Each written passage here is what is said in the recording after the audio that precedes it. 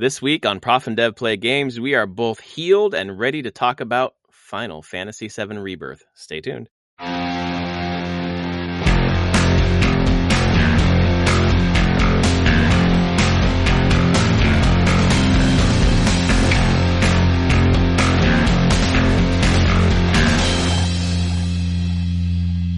All right, my friends, welcome to episode 459 of Prof and Dev Play Games. My name is Larry, the professor at Prof Plays Games over there on Blue Sky, and that is Anthony at Summerspeak at Blue Sky.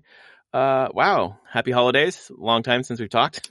It has been. I mean, long time. 2 weeks, 3 weeks? 2 weeks, yeah. We 2 weeks, which seems like crazy. That 2 weeks feels like a long time, but it's true. Yep. Yeah, we both got waylaid by different illnesses. Yeah. My flu is still lingering on a little bit. Well, my cold is a little bit too. As you'll hear me sniffle sometimes while recording, unfortunately. I'm gonna mute and cough like I just did. Yeah. That might happen too. But it's been nice to have time around the house because I got back in a big way into a game that I've been off and on with this year, Final Fantasy VII Rebirth, and I think in some way me getting back into it got you back into it because then you started playing, dude. I did. I'm off work for 2 weeks until the 6th. And I'm back, and I wanted to dedicate to finishing. I want to finish Rebirth. I want to finish Metaphor, and I want to finish Unicorn Overlord. Nice. By the end of during this break, during the end of the year.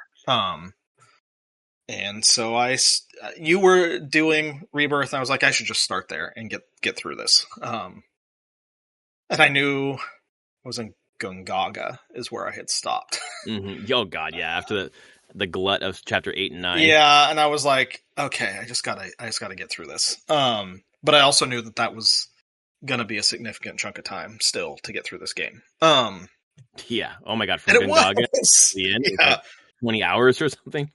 Yeah, and I did all because I can't help myself. I have to do side quests. I did stop doing parts of the side open world that I despise. But still doing a bunch of that stuff and trying to do pretty much every side quest that I could got me. I think I finished it in 90 hours. And so damn. I think it was close to 30 hours for me to finish the game from where I was at. But yeah, I did it. I finished it. It ended where I expected this was going to end. For the second one, it does leave me open of being like, wow, do they have to cram in a lot into the third game? Well, it's interesting because Rebirth is so much bigger than Remake, and I was like, they can't possibly be getting bigger, but do you think so? This was the end of disc 1. Jesus Christ, are you kidding? And there's 2 more discs on the original PS1 version. There's a lot of story that I feel like they got to do something with, and they added a bunch of story into this game. A lot. Yeah. There's playing through this one. There were times where I was like, I have no memory of this in the base game. Maybe I forgot from my PS1 days and everything. No, I looked up synopsis of the PS1 version. I was like, yep, that tracks. Yeah, they completely added new stuff here. Like large amounts of new stuff. Cosmo Canyon, a huge one.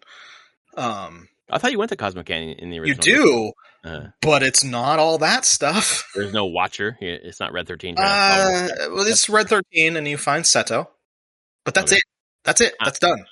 There's nothing after that. There's no promising the black materia to people. There's none of that. There's nothing with the Gi. Are the Gi invented for this game, or no? They're in there. Oh, okay. They're there in the lore, and you fight the first battle, boss battle of the Gi. Mm-hmm. That's the end. You fight that. You see the Seto's petrified form. You learn Red 13's backstory, which is much condensed. And I also don't think they now that they have voice are doing they did the whole he's was projecting a different voice. Oh my God.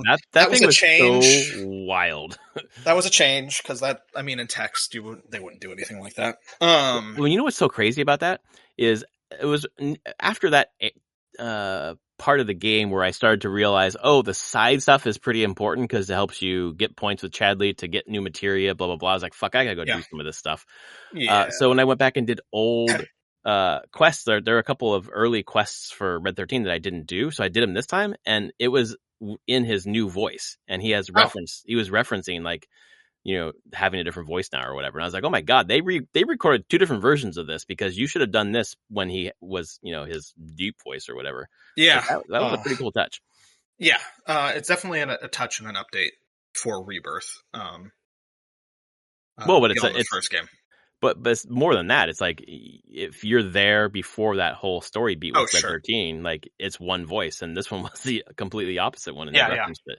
It's like, wow, they really thought this through. They did.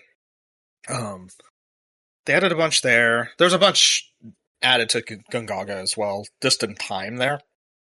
Because really, you just go go through Gongaga to get to Cosmo Canyon in FF in the PS1 game. There's no reactor. You stop at Zach's house. Mm. Is there a reactor? I don't know. Well, that story, it didn't stand. If there is one, it clearly isn't a main story thrust of maybe you just go through there. Cloud doesn't throw Tifa into the fucking live stream there in the Mako. No. The end of that chapter just blew my mind. I was like, what the fuck is happening? Cloud, what are you doing? Don't do that to Tifa.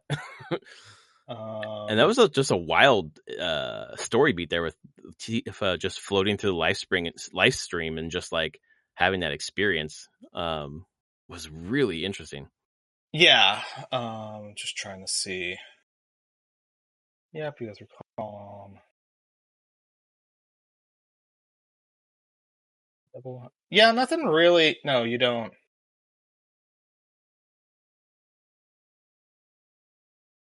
No. Not at all. That is not a major part of the original game.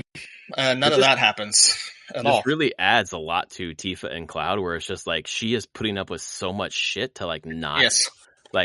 It seems like she knows, if I push him a little bit, he's gonna fucking break. He's teetering on the edge with this fucking psychosis or whatever. So I'm just going to hold everything together, which is wild by the end when she, obviously spoilers or whatever, she loses Aerith, and Cloud's just kind of mentally either checked out or having his traumatic response, which is to invent a new reality. And we can talk about that. I don't know if we want to go to the ending of this game right now or not. Let's go. I didn't like it at all. Yeah. I thought it was a pretty crap way, mostly because of how confusing it was. It's very messy. Because there's so many possibilities happening there. They have just shown you, they built towards that ending, showing you there is a multiverse. They have set that up very strong now, of being whenever you defy fate, you create a new new world that will collapse eventually. Yeah. Some can last longer than others.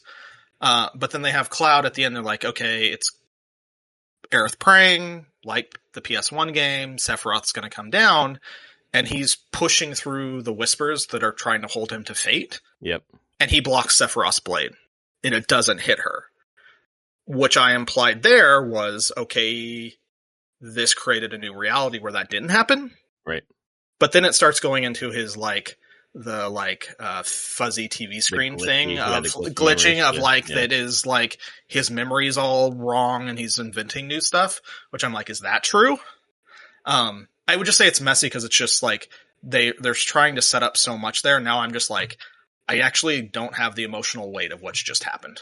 No, it took it away. It took it away because, there's a couple ways to do it. One, everything's different and he deflects the blade and Aerith is alive, or it doesn't, and then Aerith is dead. And he can't process it. Yes, exactly. It's both at the same time right now, plus more. The whole idea of each different stamp dog being a different reality. There's 3 or 4 or 5 different fucking realities, and it's just if they're all possible, none of them are possible, and it robs the weight, the emotional weight.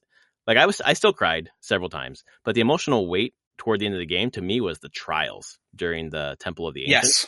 That was the most, my daughter was watching with me at that point, and the Aerith piece. That one was brutal. she was bawling, and I was like, "Oh my god, okay, they've got it." Like, she's crying. Like, she was really crying. I was like, I maybe shouldn't have shown her this, not because it wasn't appropriate, but because like she's so affected by that kind of stuff. But she's so into it now. Like, she like had me tell her a story about Kate Sith and Tifa tonight at bedtime. But the storytelling there, like allowing the characters to breathe in those trials, was so cool. And then like my biggest problem with the ending is not probably similar to yours, because I didn't experience the original one and didn't experience the original weight of that. But it was so messy. It is so it's instead, the classic, we're going to set up the next thing instead of tie up this thing, and it's just like it's so messy. It is so anything could be true. So everything's true. Yeah, it's theory crafting, right? Complete theory crafting. I could see them in the next game, but the problem is, I say this, and I will be saying this, I don't know if they're going to pay this off. I can see them paying it off in a way that is like, no, it has all been made. Like, this was all in Cloud's head, and then in the next game, when I guess for people who haven't, do you care about spoilers for this game? No, because I know the whole story. I've already. Cloud is going to he's going to rediscover who he is and what he's been. That he's faking himself as being Zack the entire time. Like, he's going, that happens, that's a thing that will happen. And I'm like, is there going to be this weird montage where he starts solidifying his memories, and we see the actual, like, full playback of Aerith dying and being killed? I think so, because next game from him, from that perspective. Again, though, maybe that's just hopeful thinking, that they're thinking ahead. And Nomura has not always paid off his buildups in previous. I kind of feel like that's probably the most likely, and I guess I'm going to wrap this up in a question. There was that scene where they're sitting, after Aerith is dead, they're sitting at the edge of like the Mako, or the edge of the green water or whatever. Yeah. In the original game, do they bury her in that water, or does she? They let Cloud walks her body out into the water and lets her go. Okay. And she sinks to the bottom. Okay. So because that didn't happen here, but the way that everyone else was sitting there at the edge of the water made it seem like it did happen, like something really major happened there. But he is, I don't know what the right word is, disassociating. So it's not in his reality, so we don't see it. But I bet we're going to flash back and see that whole scene. I would hope. And I think that would land the whole thing better for me. Again, to what you said, it's setting up things in the next installment. Yep. Not at the expense of this one. At the expense of the finale of this game. Exactly right. And I just didn't feel, I was like, this point was an incredible emotional weight in the original game. Like, this is where I stopped playing the original Final Fantasy for like a week when they killed Aerith. Right. I was just like, I have to put this down. Like, it was dead. Right. Wow. Okay. Because I hadn't experienced a game where they had done that, and you had spent so much time with that character, and they're like, nah, they're gone. Like, and then gameplay wise, she was my healer. And I'm like, right, exactly. No, I need my white page. Well, I was thinking the same thing. If Aerith is gone, like she was a core anchor of my party, and then so much so that I guess it subverted my expectations, and I told you this a little bit on the Discord, where because I knew she was going to die or whatever, and it said like set your party. I was like, well, fuck, she's gonna be gone. I'm pulling all of her great materia and I'm spreading it out across my party, and I'm leaving her some really basic shit. And then she's in the final fight with her basic shit. It's like, oh my god, I just crippled myself for this final fight. Got through it the second try, but good god, well done. Yeah, I don't know how I feel about the multiverse stuff overall. Now finishing it, I don't think it was done really well. It's really, as you said, like all of the multiverse in this game now has been done very messy. Yep. It didn't feel like it had good payoff in the end, other than set piece kind of stuff. Like, oh, I get to play with Zack as a party. That's cool. But it was such a suspension of disbelief. Like, Cloud's frozen, and then they unite when Zack touches him, and it's like, what is this saying? What does this Yeah. mean? And it's not in a way that's like, ooh, I don't know, like early seasons of Lost, like really Yeah. cool lore, versus late seasons of Lost, where it's Yeah. like, you had nothing here. So I don't know. I don't know if Yeah. it's fan service. I like the idea of Sephiroth being a creature that's like, I don't know, Advent Children or later or whatever, where it's just like, I know everything. I'm going back to Yeah. win, basically. Like, Aerith is one who can stop me. Aerith stops me. Her spirit stops me. I'm going to make sure her spirit can't stop me. But I don't know. And clearly, I mean, that is kind of my interpretation of what's going on, because you do meet, there's the Aerith that's in your party playing through the game, and then there's other Aerith that you meet in the forest. Right. There's clearly another Aerith that and then is walking you whenever, who's in Zack and Big's reality, Yep. where Cloud and her wake up and have like their one last day going through, Right. That date where they get a yeah, kid's gift and whatever else. photo, Disney yeah, candy. which I'm Yeah. like, that's not your Aerith, that's a different Aerith. Yeah, and I wonder how many there are, because there's one, where she doesn't have the holy materia anymore. She gives it to Cloud. There's another one where it's like empty or whatever, and then there's another Yeah. one where she like has it again somehow. It's just Yeah. like, okay, they're trying to signal that these are different Aeriths and whatever else, but the signal is so slight. Like, there's like the rainbow That's the light, problem. right? That It's is just the problem. yeah. Because I think there's an equivalent Aerith that is to the Sephiroth who can see through the worlds. There's the Aerith that is eternally trying to stop him in the live stream, like right, the all-knowing Aerith, and there's the all-knowing Sephiroth, right, and they're at battle. But the game doesn't really make it, as you said, make it clear which one you're dealing with at any given time, or not in a strong enough way where I'm like, oh, I can separate this. And it's a choice they're making, but at this point, it's still everything very messy, and it's hard to follow in it. Yeah, it's the part where like the in Stephen King's The Dark Tower, it's like the thin parts between the world where you can kind of go between one world and another. Like, it's bleeding so much together. They're like, I feel like I'm in all of them at the same time, and they don't have that weight. Like, it managed to still have an impact on me, and I felt like there was that scene at the end outside the reconstituted plane at the very last scene where like Red 13 is next to Tifa, and Aerith kind of walks up and Red 13 says Aerith, and it's like that.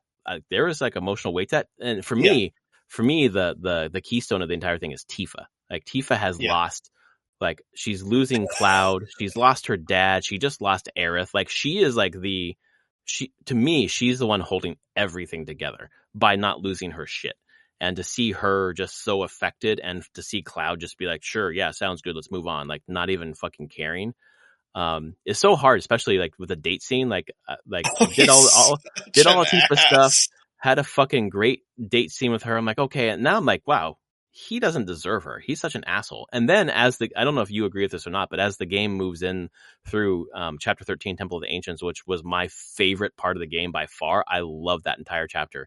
Moving into chapter 14, I'm like, oh, I think Aerith is the canon, like, companion for Cloud, and the game is sure fucking making it seem like that's the date I should have chosen. Like, the ending here would have had more impact to me if I had like fallen in love with Aerith. It's weird though, and that's, I think whenever you play when the PS1 game was the only thing out, yes, I would agree with you. They've muddied that over the years by like more emphasizing Zack again. Oh yeah, right. That relation, it makes it weird. I'm gonna be honest. I mean, Zack's presence, like, I felt in this game, like, oh, Zack and Aerith are together. I'm not gonna be a third wheel there, so I'm gonna focus on Tifa. And I think that has, to me, added an element of weirdness to Cloud and Aerith's relationship, where I do think PS1 canonically was probably them, at least up until she passes. Right. Kind of they go. I'm sure people would argue with me on that, but seemed to be what the PS1 game was telling you for a lot of its through a lot of its subtext. But yeah, here and just over the years of them adding more and more lore and stuff to the Final Fantasy VII brand, the compendium or whatever. Yeah, it's just muddied that whole thing. Where now I'd be like, probably Tifa would probably be the better way to go overall. I Especially how Rebirth is doing it, where there is a lot more. They are playing up that relationship a lot more in the remake trilogy. When I Clearly, think that the way that the date goes, like, you can have two levels of a date where it's just like a date, yeah, or you can have like the intimate if you've gotten a lot closer. And I yeah, got that with Tifa, and it was like they're making out. Versus, I don't know what the Aerith intimate. It's just them talking. they hold hands.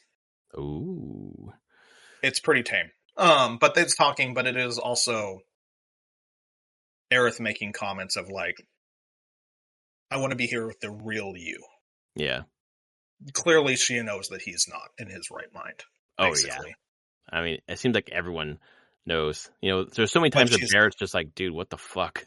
yeah. And so Aerith just sees completely through it Yeah. and the whole thing. And so, like, a lot of their stuff, and the whole date is very tame in that way. There's no kissing, there's no making out or anything like that. She just, and the rests her head on his shoulders and they hold hands, and that's about it. Well, there was, obviously, Tifa and Cloud make out, and it was all very cool. I loved the day. I loved Yeah. the Loveless. I loved the fucking play. So good. Maybe we can dig into that in a minute. But the part toward the end, after I think it's after the Sephiroth fight where Aerith and Cloud take out Sephiroth the final time, and they stand back to back and they hold hands there. That was like one of the most affecting moments for me. And I was like, oh my gosh, like they are so close and care so much for each other. Like I finally started to get Aerith. Like over the last 10 hours, I was like, oh God, Aerith is amazing. It took me that long, really. And Brianna White just, I think, does such a great performance. Yes. I'm very curious how they work this character in for the third game. Because she's gonna be there, She has to. Well, they are working her in. Like now, we're gonna be as like, is that Aerith's spirit in the live stream? Is that Cloud just seeing his own exactly. belief of Aerith is there? We'll get back that. We already talked about that. It's muddy. We'll figure out going forward. But I have a feeling that no matter what, she's going to be there in that way for a while. And I expect that they'll expand the end of the whole game itself. What's wild to me that everything so far is one disc? Yeah, this is disc one. You and made it through disc one. There's more 3 discs for one game? Yeah, there's 3 discs. Wow.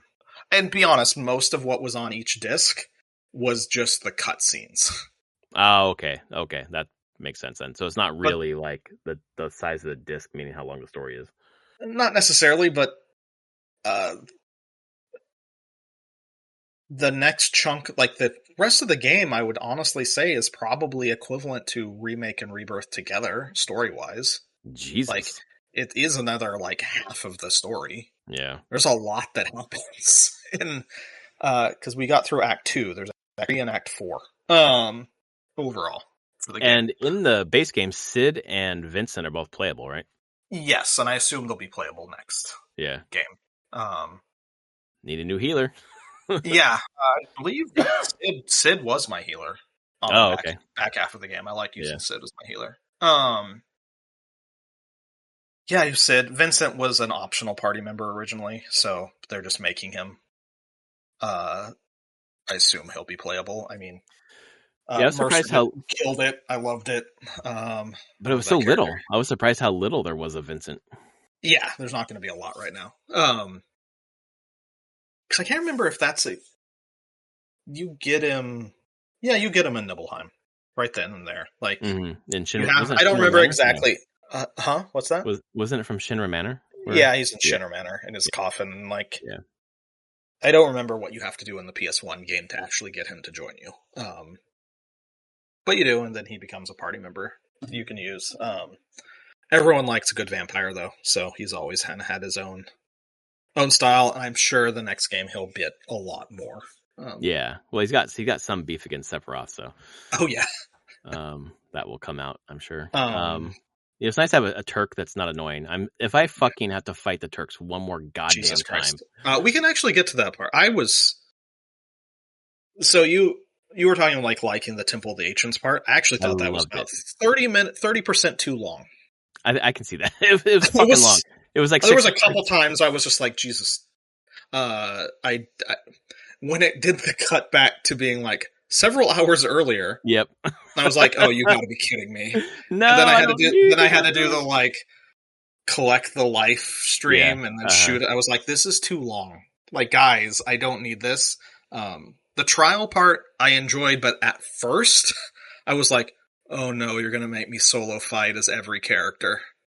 I thought that too, and I was so And glad it was really just I was story. not looking forward to that because I Well, was like, oh, this is going to be so much. dude, And then it was just story. I was like, fine, I just walk, press buttons, yep. get a tragic story. I can deal with Well, this. after having so much of the Temple of the Ancients to have just that story beat where it's like, okay, it's just story. This is fucking a nice reprieve before the fucking demon wall fight, which reminds me so much of Final Fantasy 12, right? It's the Oh same yeah, fucking enemy, right? it's a demon wall. Yeah, Yeah. that's a reoccurring one. Oh my god, it was so funny. And then all of a sudden there's a second one. But the times when this game makes you solo fight, when you're fucking solo Roche at the end of, I think it was 12, chapter 12, when you solo Yeah, fucking Rufus, my god, that I hate fight. Rufus fights. I hate them Holy so shit. much. It's just such a narrow mechanic that you have to do, and like Yeah, you got to catch him when he reloads. Thank God when you dodge and then swing with Cloud, he does that a ranged attack. That's the only way that I was able yeah, to fucking get him. yeah. That Rufus fight because it's similar in remake as well. I Oh hate it. yeah. Uh-huh. I'm just like, no, I don't like this. My least favorite I one. actually dropped the difficulty because I was just like, that was when I was like, I don't want to deal with this, so I Yeah. dropped it to easy, beat it, and bumped it back Oh, nice. up again. Because the thing is, on easy, it gives you a longer window of reload, Oh, that's good. and That's that's good. all I need. I was just like, I am not in a place because I just fought the stupid Turk fight, and I was Yeah, like, I exactly. don't want to do this. I just dodged like a motherfucker, and it worked Yeah, out pretty well. There's only okay. What was the hardest boss fight for you in this game? hardest Was there one? boss Yeah, fight. yeah. Was there a hardest one? Because there's one that I did. I had to do it like 8 times until I finally fucking got it. I'm making sure I don't. Again, there was such a long break between me uh, doing the first chunk of this and the second chunk of it. I'm I like, guess did I? that I would be thinking from the second chunk. Um, this all seems fine. Well, I'll tell you mine, and then while you tell me Yeah, yeah. the red dragon in the Temple of the Ancients, that fucking Crimson Breath. It would constantly Ah, do Crimson Breath 3. It wouldn't do 1 or 2. It would just do 3. And I was like, I can't fucking escape this. And then I finally was able to get the chest, knock the chest out, the final round. But it took me 8 fucking attempts. And I was just like, I'm like, I can't beat this game. I'm not going to get past this fucking thing. But then, the thing I like about the game, same thing with Roche, where you kind of figure out what the mechanic is, and obviously Rufus too, is they're all so different that you really have to think through what material you have. Like I really, toward the back half of, around hour 50 is when I realized how Aerith's wards worked. And I oh went back sure. through all her old weapons and got all the wards. And I was like, I did pretty good getting through the game without using that shit. And then I, relied on it at the end. Which one? Actually, most of them I was fine with. Most I had to maybe play one or two extra times if I was doing bad. But I remember actually the one that took me a while to figure out, at least I think it took me 3 attempts, was Galleon Beast, the Oh Vincent. yeah, that was Like, because really fucking hard. I was like, I had to learn its mechanic. I was like, okay, figured that one out. But that was that one took some time because it was just deal so much It damage. does so much damage. It's like this one's so hard. I think I did one 2 or 3 times. And then the other one I did that wasn't really that hard, but I can't remember the name of it. But in the Temple of the Ancients, where you have to stagger it into the tower to knock down the whatever the Oh bolt. right, yeah, the bull thing. I was just annihilating the thing so quickly that I couldn't get it to stagger. So finally, I didn't use any spells. I just used regular attacks until it got close to stagger. So I was able to get it stagger up before I fucking killed it. Did you use Assess a lot? I used Assess a ton. Yes. Okay. So I remember a lot of those will say give the yellow text of being like, this is how you have to stagger it. And a lot of these had very unique ways of staggering them, I would say. Yep. It wasn't just like hit it with its weakness. It's like, no, you got to do this and jump through this hoop. Yep, Then you can exactly. stagger it. And I'm like, oh my God. Yep. And this Not. is coming from the fact I actually enjoyed the combat in this game a lot. Oh, me too. There's a lot going on, like building your AP, doing your blocks, dodges, using your abilities at the right time to build synergy and using the right synergy moves. You know what's I had a crazy about great this? time. I loved how deep it was and how much there was to it. I was always engaged. It's really funny that until hour 50 or so, I didn't realize that there were synergy skills. I only thought there were synergy abilities. So then I accidentally hit right bumper, and I was like, what the fuck are these? And I was like, oh my God. Okay. That you can build synergy skills better this way, and whatever. Build the affinity with the character. I was like, I had no idea this existed. It was so funny. Yeah, And then there's a lot. Well, there is a lot. And then by the end, right before the final fight, I retooled my folios so that I could get the level 8 skills because I didn't have enough points. And I was like, okay, now I'm really going to pay attention to what I'm doing here because now it matters. The rest I could get through the game pretty decently until the end. I was like, I really need to pay attention to all the materia, need to pay attention to how the link slots work. I could have done a better job of leveling up some of my materia. Yep. Or getting more. I went back and got a few summons from Chadley, made sure that I had Phoenix by the end, which saved my ass once. When it dies and it goes out and it fucking like throws fire on the ground and then heals your whole party. Yep. I got every summon except Odin. Oh, nice. Okay. Because Odin sucks. You fight it, but if you get hit 8 times, he does his ultimate move and it's over. Oh, Jesus. It's a hard fucking fight. There are some, I cannot imagine going back through this game on hard.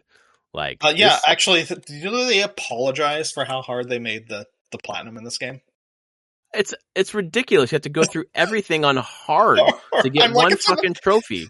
It's gonna be like another 70 to 90 hours. Yeah, no fucking thank you. I'm like no. I like the game a lot, but I'm probably not going back to it. I'm probably just going to delete it. I'm not going to go back and do anything. I enjoyed my time with it immensely. Like in the time that I played with it, it's moved from not in my top 5 to my top 5 and then up my top 5. Sure. And I did not think that was going to happen because boy, the bloat of the gold saucer and fucking 8 and 9 there just I actually will this is a good time to move into general critiques that I have. Mm-hmm. I would hold that the game is 30% too across the board. Did you say too short? No, 30% too much. Oh yes, absolutely. The whole game should they didn't streamline where they needed to. They added a ton of bloat constantly. Yep. And it doesn't help it. I kind of feel like I am in love this game in spite of itself sometimes. Absolutely right. I totally agree. I'm like, guys, the mini games, some are fine, some are terrible. Yep. There's even the ones that are fine, there's way too much of it. Like the chocobo racing, which I was fine with. I was trying to get the trophy to do all side quests. Yeah. I have one side quest left to do. And it's done. I was going through it. All the side quests were generally fine. Some of them are annoying, but they're not that bad. The chicken one was fucking annoying. Stupid chicken. I hate the chicken. I love exactly. I love how I say some for that, and you're like, chicken. I'm like, yep, that one. Oh, I hated that one. But I did it, and it wasn't that bad. Me too. Yep. But I go through it, and it goes the last one. It's like, oh, you need to go do some chocobo races. I'm like, cool. I just need to go. I'm going back to the gold saucer. Just do the ones for this quest. No, how to get to those races is you have to do every chocobo race. Oh, no. It's 40. Oh, no. And I'm like, I'm not doing it. I'm Fuck done. that. Nope, I value my time. I had done maybe 6 chocobo races, and I was like, I'm tired of this. And then I was like, I'm not working my way through all cups because you have to do the top 3, the final races, the gold cup. I probably did 3 or 4, and I was like, okay, I'm good. Yeah, you have to do them all, and there's so many. No. Well, and I was like, well, guess I'm not getting that trophy then. I'm not. But again, it just spoke to me and being like, why is this even Why is it this much? Why we don't? It doesn't need to be that many races. It could be half that many races and still get the point across of what And it's probably trying to still do. be too much at half. Yeah. You know? The Kid G stuff, terrible. Oh my god. I spent fucking like 45 minutes trying to beat the first level of the Cactuars, and I was like, what am I doing? Why am I wasting my time? Fuck this. I don't care about the Proto Relic. Bye. Yeah. Like, ugh. I get it that was stuff that was part of the original PS1, not these mini games specifically. Kid G stuff is all made up for this. Yeah. But Kid G was this on one island somewhere. They give you one item or something like that. Yeah, it was. I don't know why they did this. But I get it. There's a part of it where they're like, "Oh, we want to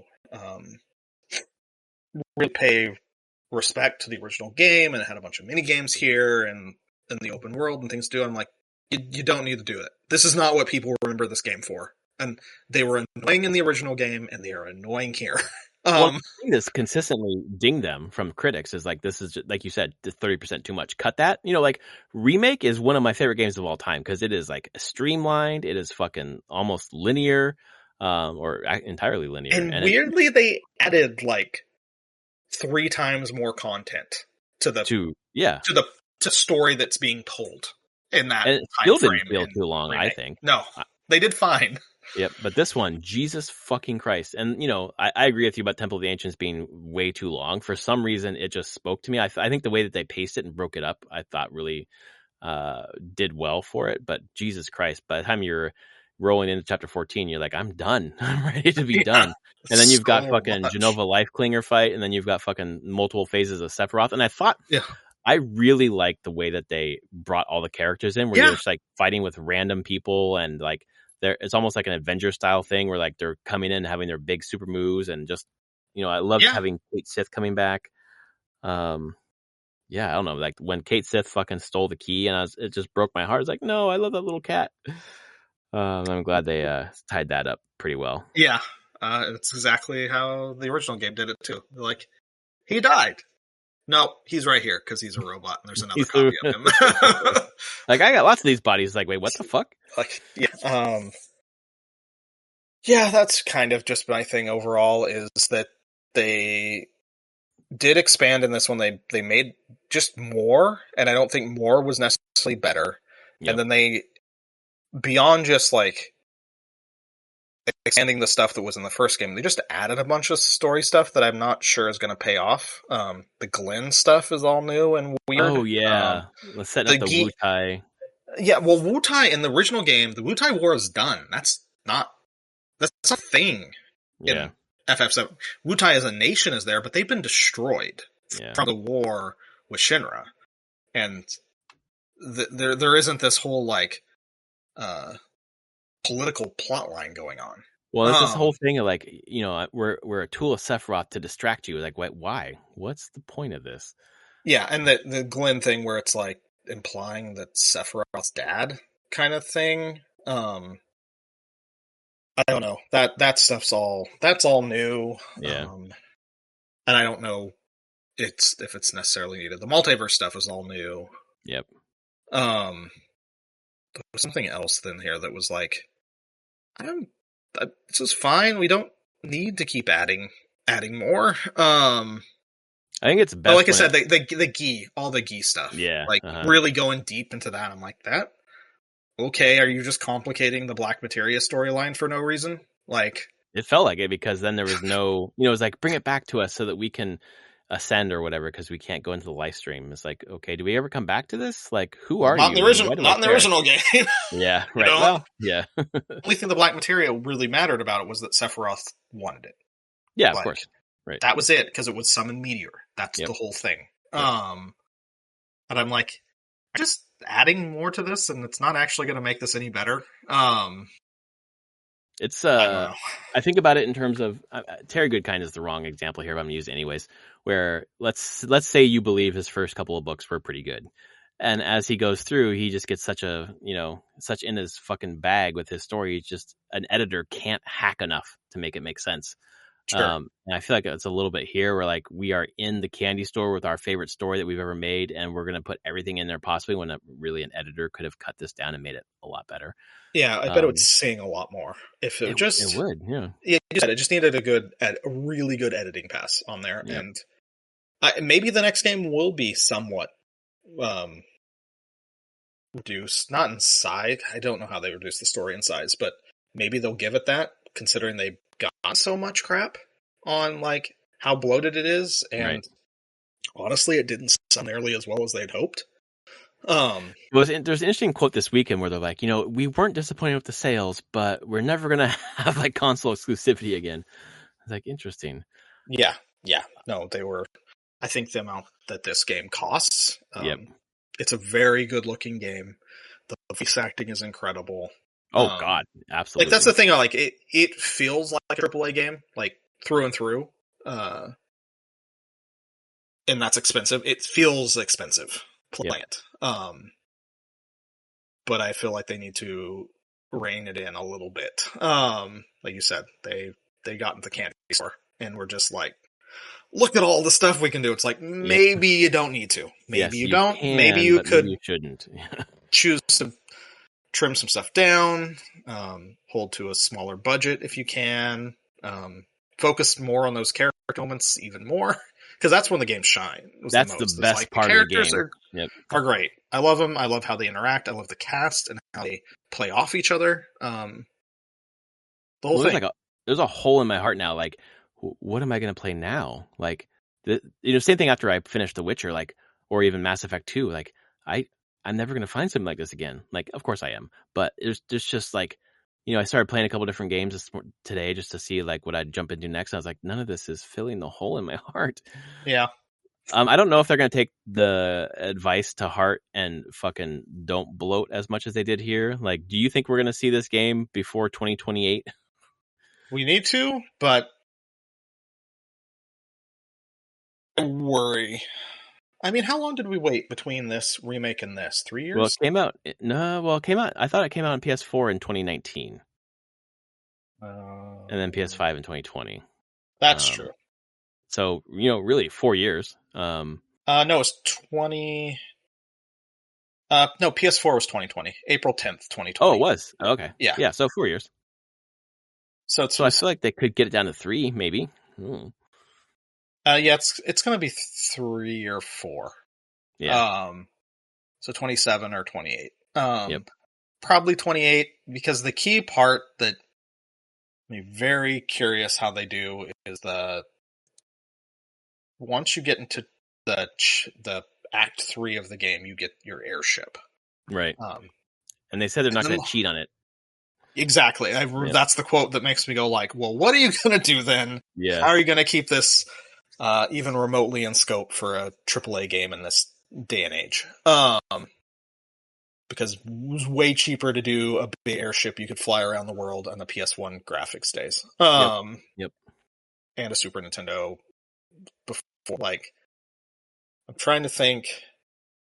8, 9 had an airship, and 10 on, they haven't had the airships anymore. I guess 15, and you had their flying car at one point. Yeah, that's true. That's about it.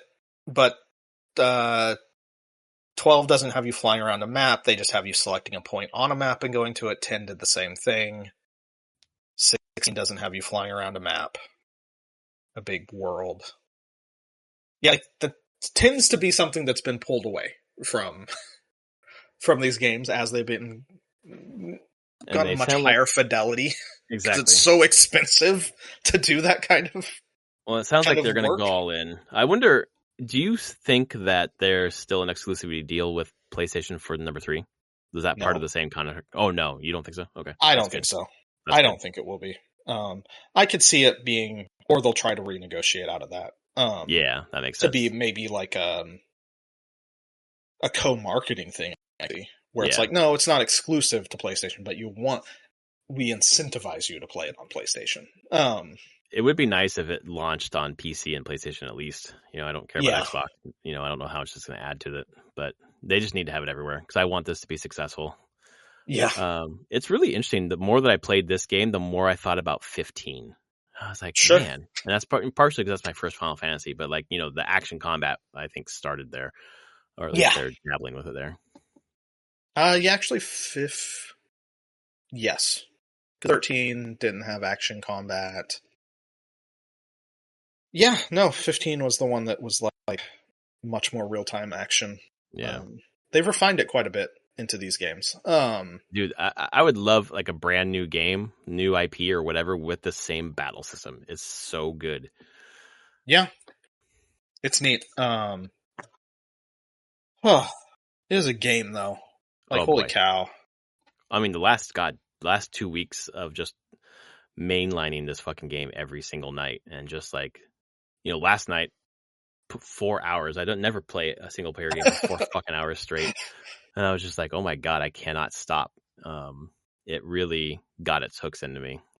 Yeah, that was This where you said you're like, oh, I think I have like 2 or 3 nights left. And I'm like, I agree, because I feel like I was like, okay, beat Temple of the Ancients, or get into the Temple of the Ancients somewhere and like save in the middle of that, and then the next night finish the game. But you just did it in one go. I think I had played that afternoon or late morning, like an hour and 20 minutes with my daughter, and I think getting that hour and 20 minutes down made the night possible. Because Yeah. the Kind of Funny did a closing stream like less than a week ago where they basically finished the game. It was Andy and Mike, Okay. and they picked up right at the beginning of the Temple of the Ancients, and then there was a 10-hour video. I was like, okay, that gives me a rough idea. Like about 10 hours. So when you hit the moss covered whatever the fuck, whatever, Adamantoise turtle. yeah, Adamantoise. They had 5 hours left, and I was like, okay, I got there last night. I told my wife, okay, it looks like I got 5 hours left, so I'm not finishing it tonight. And it was probably 8:30 at that point. But then, I mean, it took me less than 5 hours. So it took me like 3.5 from that point. And I was like, okay, well, then maybe they slowed down for some reason or whatever. Oh man, it's just, you get to the point where you're like, if I play a little more, I can't stop. I got to stop now or just keep going. I was like, I'm just going to keep going. You kept going. But we're done. Made it through it. I'm glad I finished it. I love the game.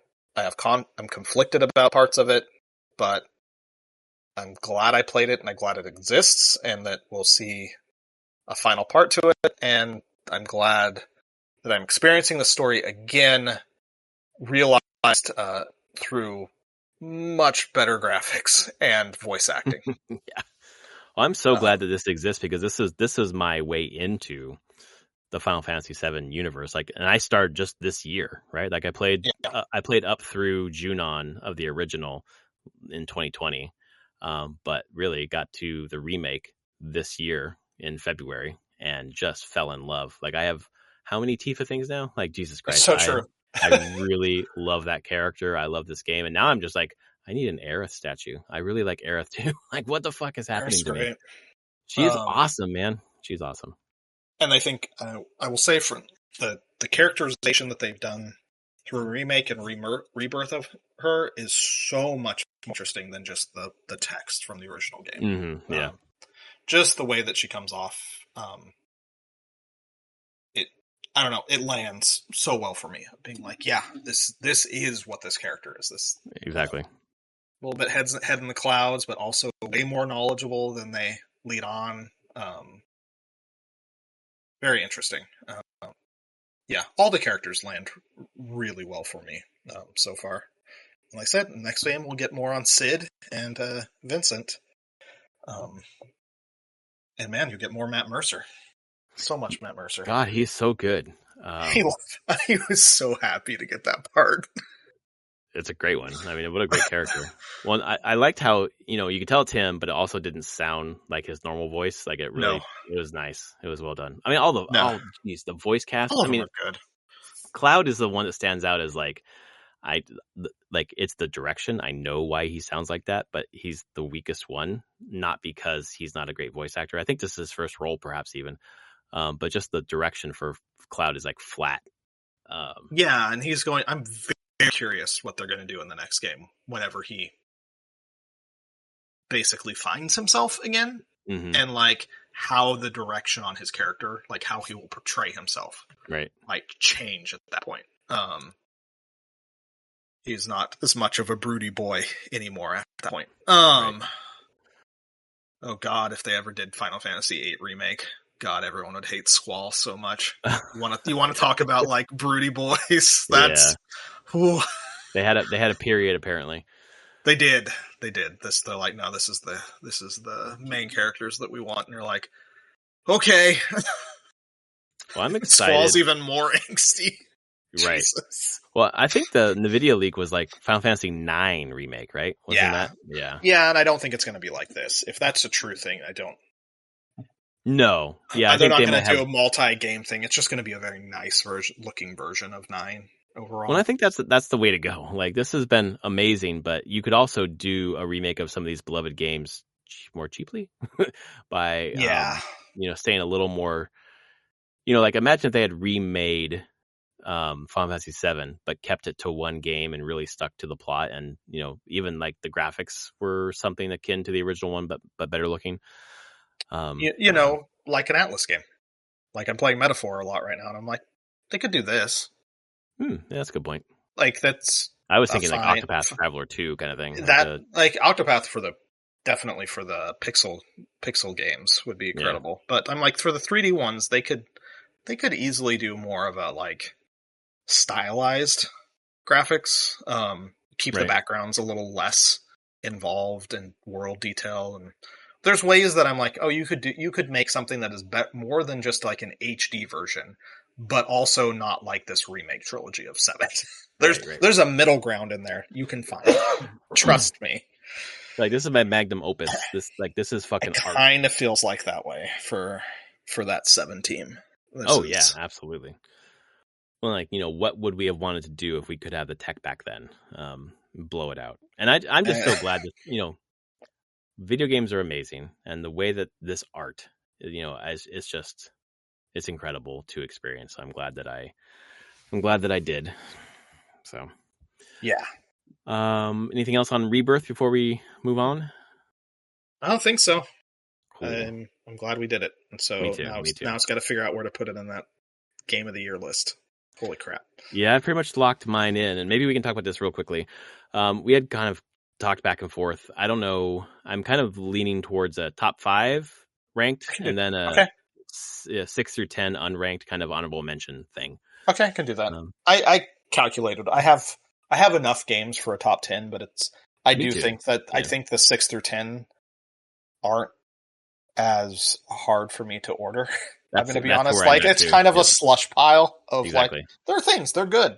But that's exactly how I felt. So I'm like, let's just leave 6 through 10 as like an honorable mention, no unranked kind of thing, but then rank the top 5. Okay. That sounds good. Do that.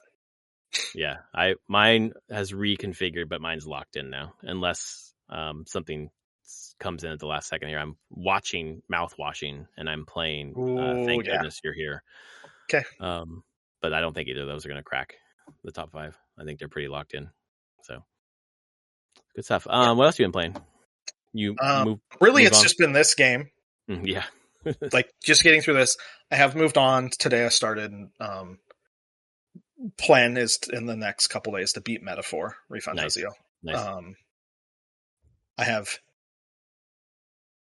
17 in-game days left before the end of the game. Okay. So I think it's probably 10 or 15 hours. I'll probably have it done by middle of the week.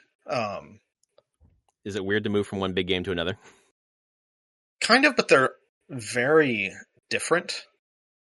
They are big games, but in a weird way, Metaphor is the one that's like, no, we've cut away a lot of crap. It is the Persona style game where they decided to make a smaller Persona game, which will end up being like an 80-hour game as opposed to 125 hours, but that's still a pretty big reduction in streamlining of that structure. And I kind of love it for that. Like, most of my time actually now before I beat the game is just going to be me grinding up some levels, so that I can unlock some classes for a bunch of my characters, and just get myself set up to beat the game. Do you find that the party... I have to, but I want You to. want to. That's a sign of a good game. Do you find that you're vibing with the party as much as you did in Persona 5? Pretty well. I still think I like the Persona 5 characters more, Mm-hmm. but they do a good job. Like, I really do like my party members. It's a weird fantasy world, so the whole bat character is amazing. Heizme. Oh I yeah, love I hear everyone talk about I Heisei. love Heizme. I was not expecting. I was like, this weird tiny bat that's in Yep. your party. It's really cool and has a really cool backstory. Um, yeah, I've maxed all my reputation with all of my uh, characters at this point, so I have all their backstories and gone through all that, and it's all been really cool.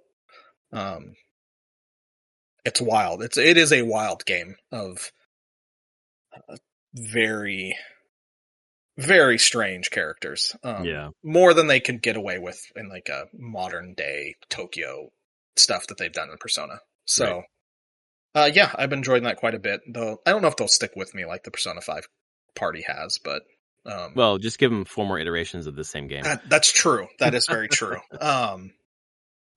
But yeah, I'm looking forward to getting through that. So I'll be kind of doing that, and then probably re-picking up Unicorn Overlord, trying to finish that out, which I also think I have another 10 to 15 hours in it. I was close. I was in the second to last zone of the map. I was in the snow area with like the werewolves and were creatures. That was such a good game. Yeah, I just want to get back to it. I was thinking about it today, in fact, where I was like, I played through the demo, and I was like, I bought the fucking collector's edition, like I think you did too. But I never opened it. I was like, I don't want to open this. So I just didn't continue the game. I was like, that was stupid. What? Just fucking open it. So I'll get to it. My goal for next year, which I think I'm going to stick to, is no new games unless it's on a Nintendo console. And I have a strict budget. I have money set aside for the Switch itself. We'll see how tariffs affect that, and then an extra $500 for games, and that's kind of it. So whenever there's a new game that I'm super excited about or whatever, I'm just going to play the older iteration of that game, and just really stick to the games that I have, because I have so many that I still want to play. Like I could play fucking Metaphor for most of next year and just be good, Probably. So, well, and then today I did something because I'm trying to figure out which games I want to purchase before the end of the year to make sure that I have them. Because then, January 1st is when this challenge kicks in. So I was listening to Giant Bomb doing a bunch of categories, and they kept talking about Persona 4 or Persona 3 Reload, which I played 6 hours at the beginning. And the way they just spoiled the whole fucking thing. I was like, that ending sounds incredible. I'm going to pick it back up. So it's real sad. Yes, exactly. No, it won for the best depressing game. Yeah. And I was like, okay, I want to experience that. That's pretty fucking cool. So I picked up a physical version of that. So I'm going to get back into that. So I think I'm just digging into meaty story games. I just picked up what is it called?